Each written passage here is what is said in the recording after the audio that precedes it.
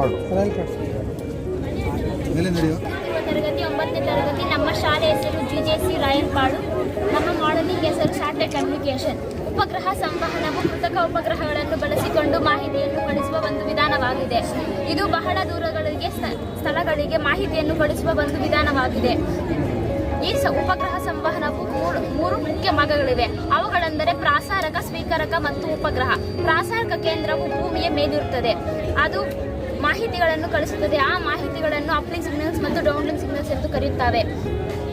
ಆ ಉಪಗ್ರಹದೊಳಗೆ ತನ್ನ ಆಂಟೆನಾದ ಮೂಲಕ ಅಪ್ಲಿಂಗ್ ಸಿಗ್ನಲ್ಗಳನ್ನು ಸ್ವೀಕರಿಸುತ್ತದೆ. ಉಪಗ್ರಹದ ಒಳಗೆ ಟ್ರಾನ್ಸ್ಪಾಂಡರ್ ಎಂಬ ಸಾಧನ ಇರುತ್ತದೆ. ಆ ಟ್ರಾನ್ಸ್ಪಾಂಡರ್ ಸಂಕೇತಗಳನ್ನು ಸ್ವೀಕರಿಸುತ್ತದೆ ಮತ್ತು ಮತ್ತೆ ನಂತರ ಭೂಮಿಗೆ ಕಳಿಸುತ್ತದೆ. ಆ ಸಂಕೇತಗಳನ್ನು ಡೌನ್ಲಿಂಕ್ ಸಂಕೇತಗಳು ಎಂದು ಕರೆಯಲಾಗುತ್ತದೆ. ಆ ಡೌನ್ಲಿಂಕ್ ಸಂಕೇತಗಳು ಮನೆಗಳು ಮತ್ತು ಕಂಪ್ಯೂಟರ್ಗಳು ಸ್ವೀಕರಿಸುತ್ತವೆ. ಆ ಡೌನ್ಲಿಂಕ್ ಸಂಕೇತಗಳನ್ನು ಮನೆಗಳಲ್ಲಿ ಟಿವಿ, ಇಂಟರ್ನೆಟ್ ಮತ್ತು ಕರೆ ಸೇವೆಗಳು ಸಾಧ್ಯವಾಗುತ್ತದೆ. ಅಂಚೆ ಕಚೇರಿಗಳಲ್ಲೂ ಸಹ ಟ್ರ್ಯಾಕಿಂಗ್ ಮತ್ತು ಡೇಟಾ ವಿನಿಮಯಕ್ಕೆ ಬಳಸುತ್ತಾರೆ. ತುರ್ತು ವೈದ್ಯಕೀಯ ವಿನಿಮಯಕ್ಕೆ ಇದು ಬಹಳ ಉಪಯುಕ್ತವಾಗಿದೆ. ಆಸ್ಪತ್ರೆಗಳಲ್ಲಿ ದೂರದ ಚಿಕಿತ್ಸೆ ಸೇವೆಗಳನ್ನು ಪಡೆಯುತ್ತವೆ. ದೂರದ ಪ್ರದೇಶಗಳಲ್ಲಿ ಸಂಪರ್ಕವನ್ನು ಸಾಧಿಸಲು ಉಪಗ್ರಹ ಸಂವಹನವು ಸಹಾಯಕವಾಗಿದೆ. ಆದ್ದರಿಂದ ಉಪಗ್ರಹ ಸಂವಹನವು ಆಧುನಿಕ ಜೀವನದಲ್ಲಿ ಅತ್ಯಂತ ಅಗತ್ಯವಾಗಿದೆ. Information using artificial satellite. It helps in over very long distance quickly. They are the transmitter, satellite receiver. ಔಷಧಿ ಖರ್ಚು ನಮ್ಗೆ ಸ್ವಲ್ಪ ಕಡಿಮೆ ಆಗುತ್ತೆ.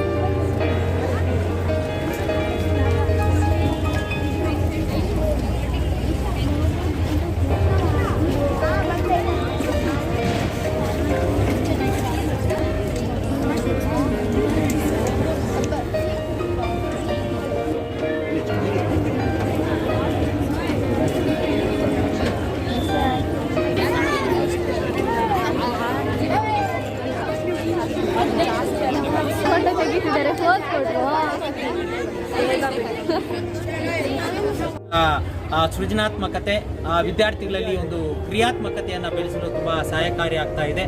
ಅದರಲ್ಲೂ ವಿಶೇಷವಾಗಿ ತಾಲೂಕು ಹಂತದಲ್ಲಿ ಕಾರ್ಯಕ್ರಮ ಆಯೋಜನೆ ಮಾಡಿರುವುದರಿಂದ ವಿವಿಧ ಶಾಲೆಯ ವಿದ್ಯಾರ್ಥಿಗಳು ಇಲ್ಲಿ ಕಾರ್ಯಕ್ರಮದಲ್ಲಿ ಭಾಗವಹಿಸಿರುವುದರಿಂದ ಬೇರೆ ಬೇರೆ ಶಾಲೆಗಳವರು ಮಾಡಿರ್ತಕ್ಕಂತಹ ಮಾಡೆಲ್ಗಳನ್ನು ಇವರು ಗಮನಿಸ್ತಾ ಇರೋದ್ರಿಂದ ಅವರಲ್ಲಿ ಒಂದು ವೈಜ್ಞಾನಿಕ ಮನೋಭಾವವನ್ನು ಬೆಳೆಸಲಿಕ್ಕೆ ತುಂಬ ಸಹಕಾರಿ ಆಗ್ತಾ ಇದೆ.